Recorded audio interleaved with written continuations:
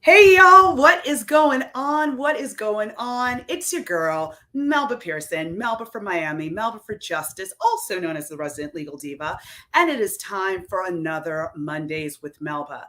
So, this one is going to take a little bit less of a lighthearted tone, I think, in a lot of ways. I always try to keep this as upbeat as possible because sometimes the topic of discussion can be very heavy. But I'm struggling here, y'all. Listen, Roe versus Wade has been overturned. That was not really a surprise for those of us who have been watching the Supreme Court and the moves that they've been making over the last few decades, right? Because I want everyone to peep this game.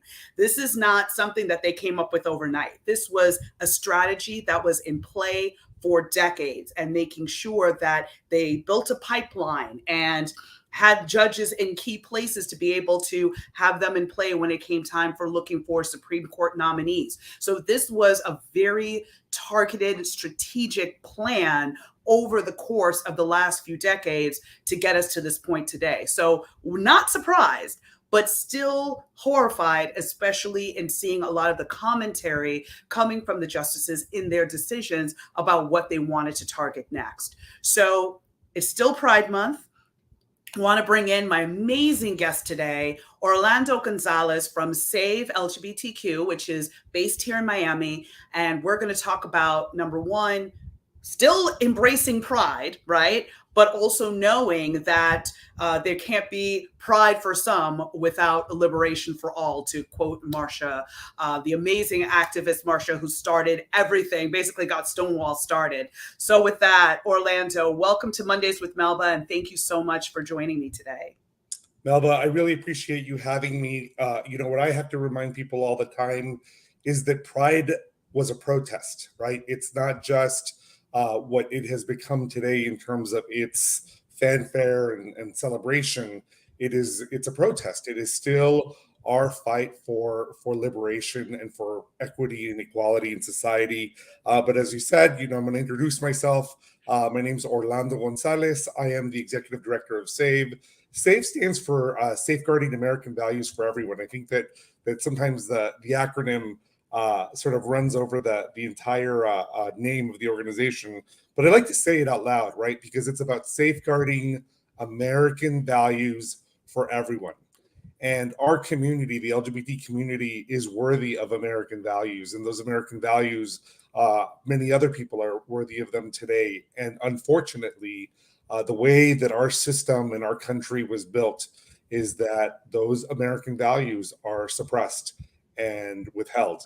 And so that's why we were created, was really to push for human rights. And the work that we do, in our mission, we talk about our mission being to promote, protect, and defend equality for people in South Florida who are part of the LGBTQ community.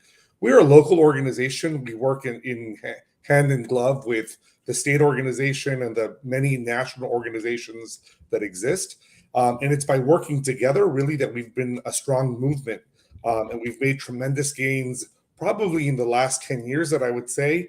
But the movement has been around since even before Stonewall, right? But Stonewall was one of those galvanizing moments in which the movement really accelerated with people of color, transgender people really sort of saying we've had enough, and really finally pushing back in a way that was so aggressive and so heartfelt that it really ignited the movement. But the movement has been going on for a long time, and I always want to tell people that the important part about our history is that we predate Stonewall, but Stonewall was the spark, and that was really, really incredible. What else can I say? You asked me this question about how do we do our work. I like to sort of say that we do our work in three buckets. The first one is first of all, we're a 501c3, a nonprofit organization, but we're also a 501c4, right? So that gives us the license to be able to do lobbying and political work. We're also an endorsement organization, right? We're also a 527. So we're organized in that kind of a way in order to be able to endorse candidates and to support issues that we do. So the three things that we do is that we do government relations and lobbying, right? We talk to elected officials, telling them, the kinds of bills that we think we should want to see passed, and we also tell them when we think that some bills are bad, right? Like the Don't Say Gay bill that we just saw passed in the Florida state legislation. The next one is that we do community activation. We actually mobilize members of the community to be able to volunteer, knock on doors, and be able to remind people to get out the vote. With that kind of work that we do with volunteers, we also do what we call prejudice reduction. So we have very difficult and very meaningful conversations with people at their door. Really, what we would say is a persuasion conversation, right? We're getting people to think about issues that they normally wouldn't, in order to be able to have them really solidify their opinion, whether it's about transgender individuals, low-income housing. The goal is to make sure that they move into a place that is supportive of transgender people, supportive of low-income housing, just in a way that if they're not thinking about it, we want to activate their sense of thinking in order to get there. And then the last thing we do is we issue political endorsements, right? So we interview candidates running for public office. We assess who are the strongest candidates that are there to support the community. And then we issue a public endorsement. I'm really proud to say that we've been doing this hard work for a very long time.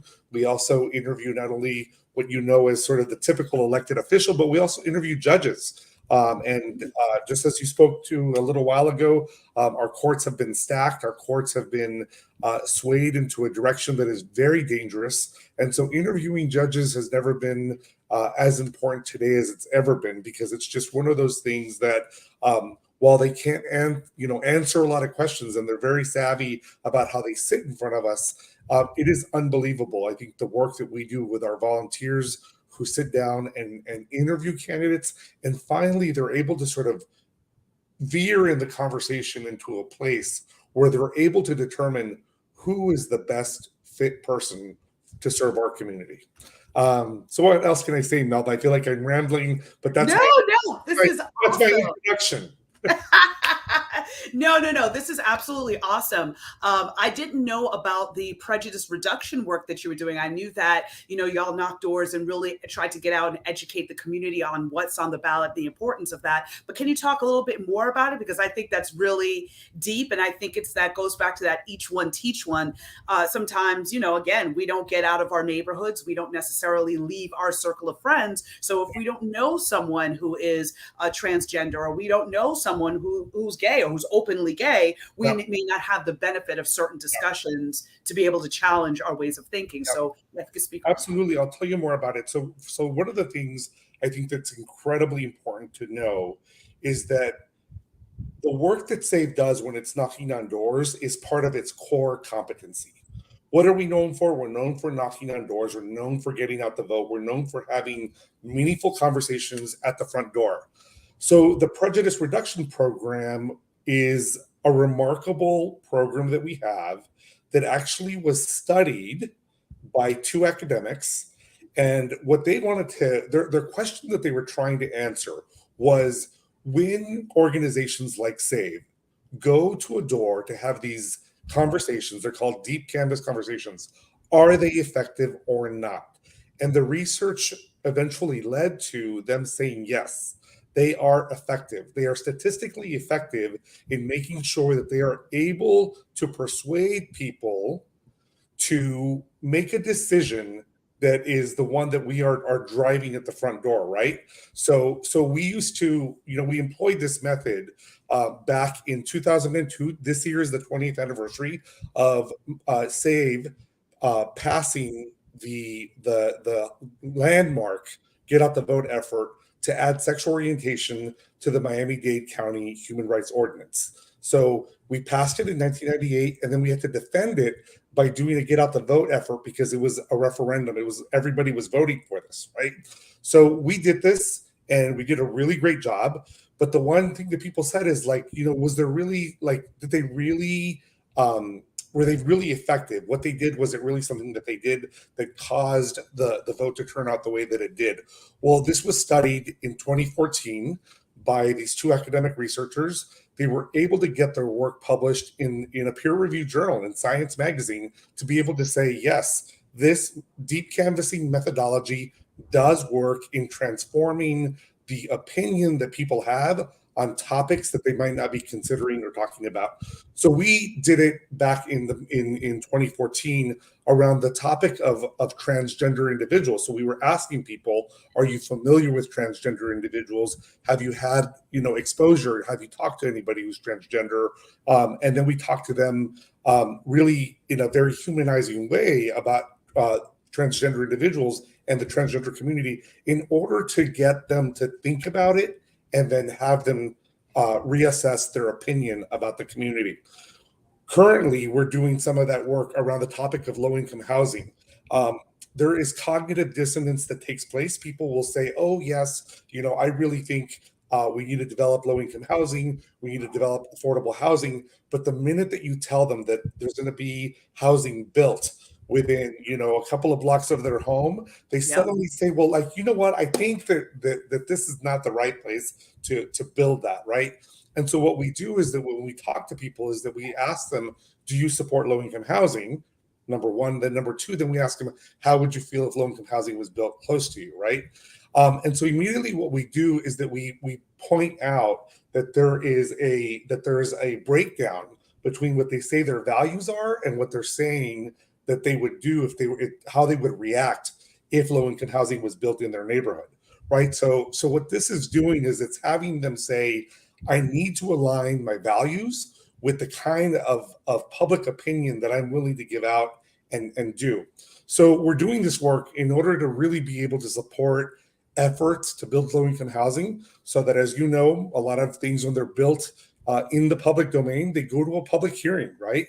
And at those public hearings, elected officials are very keen on listening to the opinion of the community.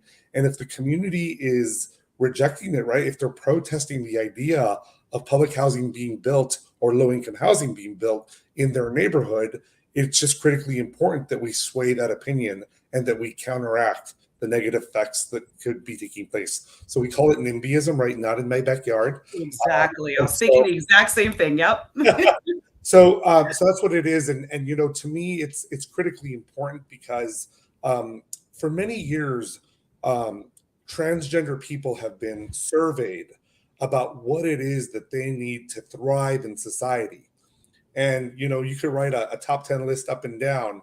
And all of these assessments that have been done, whether it's in other cities or in Miami or wherever, all of the lists that are published will talk about a number of things: employment, healthcare, etc. But the number one item on every list for transgender individuals has been housing. And it hasn't been tackled because it's the toughest one to try to put your arms around. And so, when I speak to people about this, I also tell them, if you saw the television series Pose, these houses that the transgender Yes. individuals were part of, they weren't just sort of living together with a bunch of friends for fun. It was out of necessity, right? It was out of the existence of not having housing, that they had to kind of bond together and be able to sort of depend on one another in order to be able to have a roof over their head.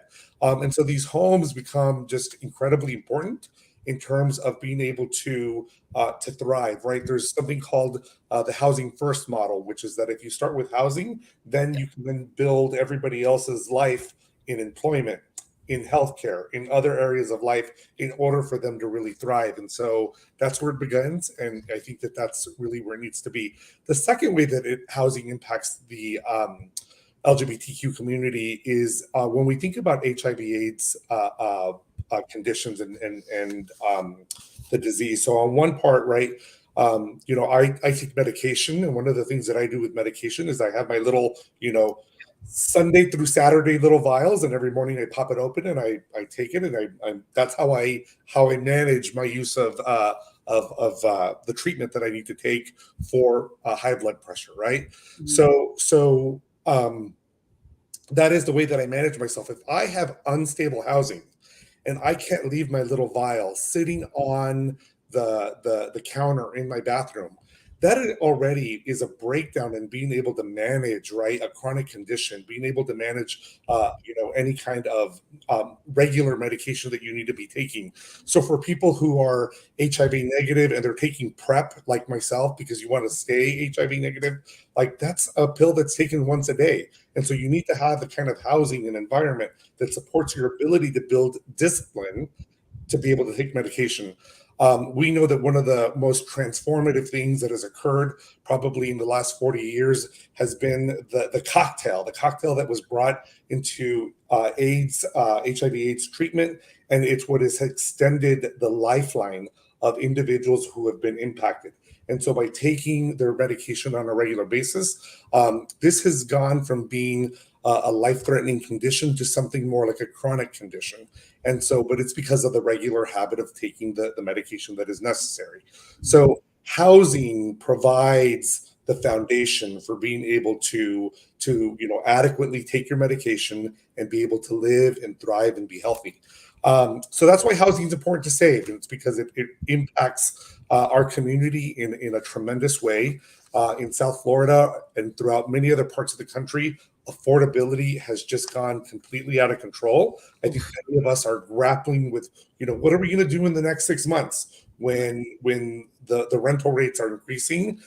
Rental rates are increasing in a way that people are saying, I either need to get another job, I need to work on weekends, or I need to move out of the area. And the reality is that we know that a city needs people at all levels of economy in order to be able to sustain itself. So that is the work that we're doing around prejudice reduction. So reducing the prejudice against low income housing and reducing the prejudice against transgender folks. And we can apply the model to almost anything. Absolutely. Absolutely. Because it's a hierarchy of needs type mentality, That's right? Like exactly it. you can't focus on advancing in your career if you don't have a place to lay your head at night. Or like you said so perfectly, you have no way to be able to leave your medication or leave your clothes or leave your important documents like your birth certificate, your passport, like those Right. types of things. So you can't expect someone to tackle the harder issues of, making sure that they're going to the doctor regularly or making sure that they are showing up to school or doing all these other things if they don't have the basics. So yeah. That's right. That's exactly it. So it's incredible work, right? Like I love what it takes to be able to knock on doors and talk to other people. And some people oftentimes, it's like getting a phone call at home, right? Like you kind of think like, so what are you doing here? What do you need from me? Right. And then when you crack open the conversation, you see the beautiful humanity of people. And some people will end the conversation with "Thank you for the work that you're doing. We appreciate that you knocked on our door." Right? When they say that, you just think, ah. Right. But I'll tell you this. When we go out there to knock on doors, it's a numbers game, and that is that you have very few positive conversations. Some people are already going to have a fixated opinion that they're against. Some will be in favor. And so you're looking for those people that haven't made up their mind, because that's where the work needs to be done. And Right. so, if somebody calls me and says, "Oh, everybody said they love us," and it's like, okay, well, we didn't make an impact, right? We know we need to reach that critical mass of people that haven't made up their mind, and we want to engage with them to be able to see what kind of a difference we can make. Yeah, absolutely. So I definitely want to highlight your endorsement work before we pivot to Roe. Basically, just a statement, just letting everybody know that I'm going to be dropping the SAVE website link in the chat, as well as if you're watching on YouTube or on Twitter, it'll be in the comments. Just to let y'all know that, because again, when it comes time for the ballot box, right? I don't want to hear folks being like, I don't know who to vote for. I'm so confused. Listen, there's resources out there. There are folks who interview these, candidates so that you don't have to. And if you see an organization that is aligned with your values, that sees the world similarly to how you do, you should check out who they endorse, if in fact they do endorse, because not every organization does that. But check out what they're doing, and then you can help form your own opinion as to who you should vote for. But don't skip over anybody on the ballot saying, oh, I couldn't make a decision because I didn't know. Listen, there's resources out here. Okay. Yeah. Melba, while we're on that topic, I want to say something, and that is that this midterm year, this election year, is even more critical than 2020. I know that, our asses were on fire in 2020, doing everything we could to get out the vote, but this one is even more critical, right? If we cut off the legs of the administration from being able to have the House and the Senate, if we cut off all of the momentum that we have in order to be able to make a difference at the state House and Senate, we are going to lose. So we need to make sure that we are thinking about this year as even more important than 2020. There's an election on August 23rd. That is the first primary election. For some of the candidates that are running, this is it. If they win that primary, they're going to win in November. But we want to make sure that the right people are the ones that are being elected. So don't lose sight of that. You have until July 10th to be able to ask for a vote by mail ballot.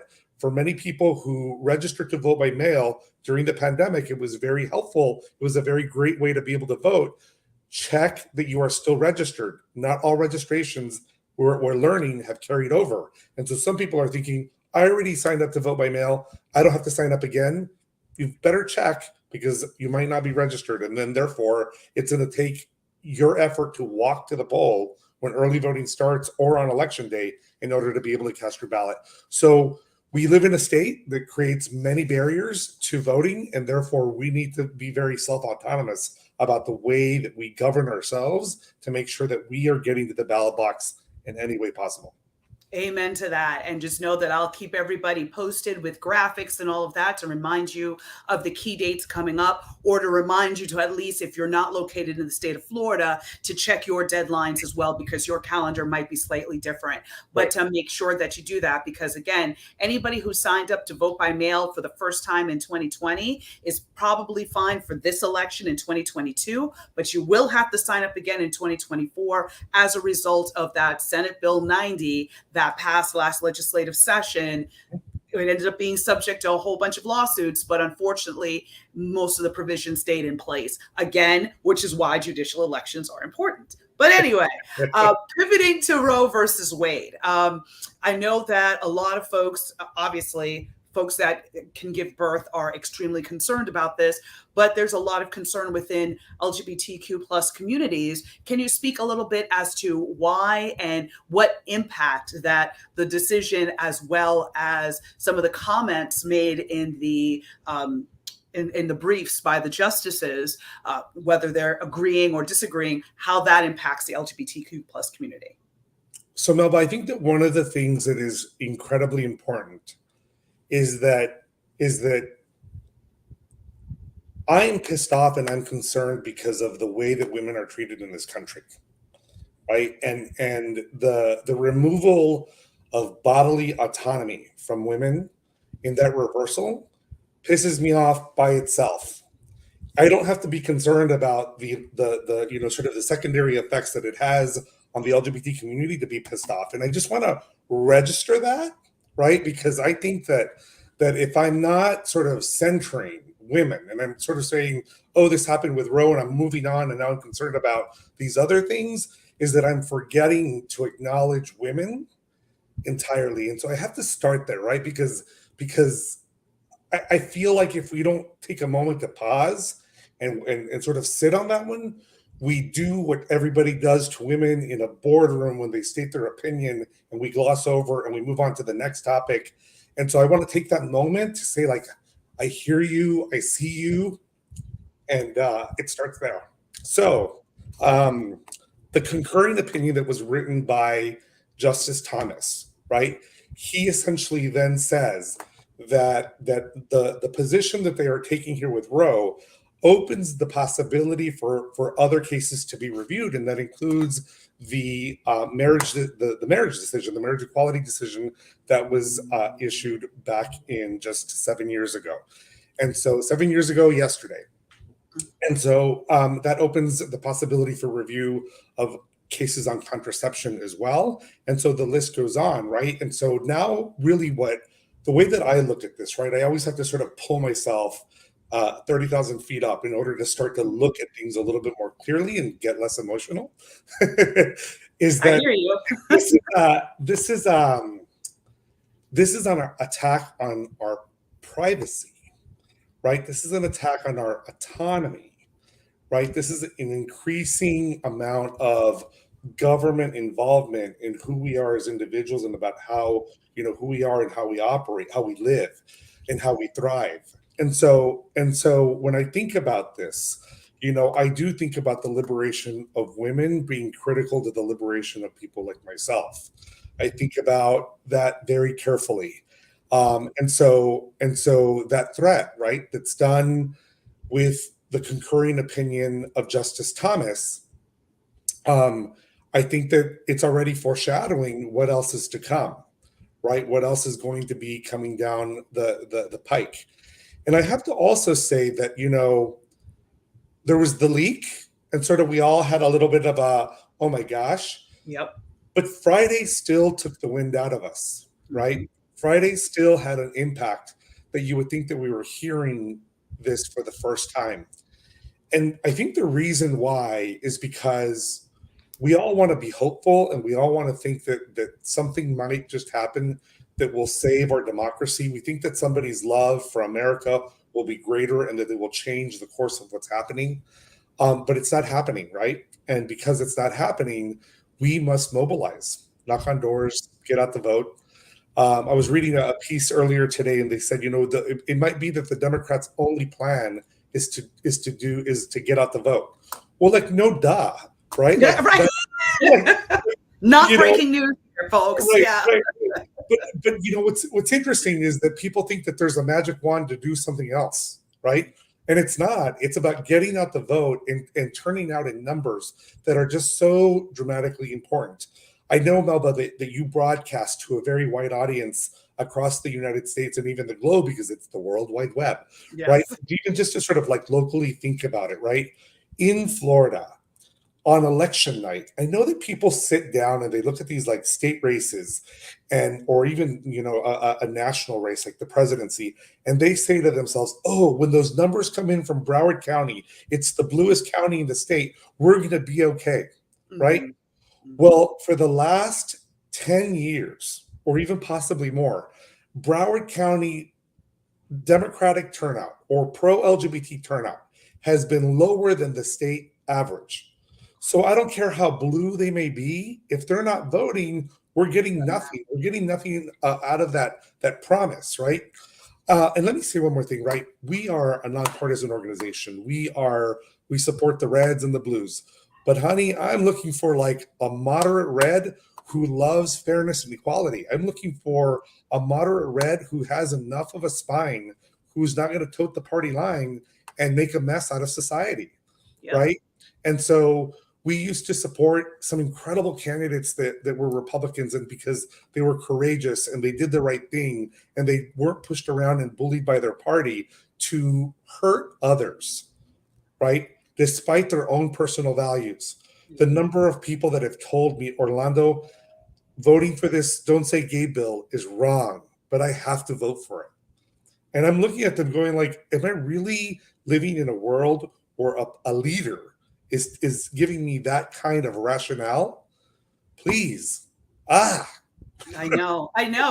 It's just so frustrating, especially to see people vote against their own interest or knowing that their vote is going to harm people in their community, and it's just, again, is putting party over country, which is very problematic. I mean, I think about, folks like Arnold Schwarzenegger, who is, firmly a Republican. There was never a question about what side of the aisle he was on.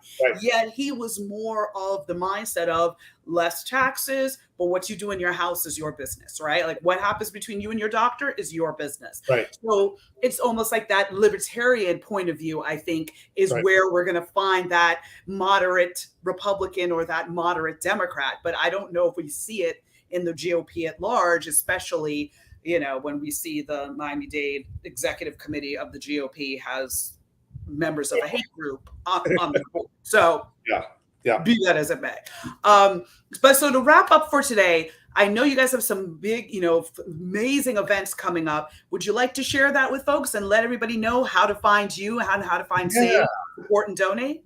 Absolutely. So our website is very simple. It's save.lgbt. And that's it. That's where it ends. Everybody's like, do I add the .com? Do I add the .net, the .org? Save.lgbt. And so we have two incredible things that are happening. First of all, in the month of July, we are kicking off our canvassing for pro-equality candidates, right? So in July, we're starting in Broward County, July 16th, and then July 30th, we are doing our work in Miami-Dade County. And every Saturday until the election, we will be canvassing. So if you have not found your political home, come home. We'll teach you how to canvass, and we'll teach you how to do the work that is very hard to do, that very few people do, that must be done in order to get out the vote. The second event that I want to tell you about is one that I absolutely love, and that is our gala.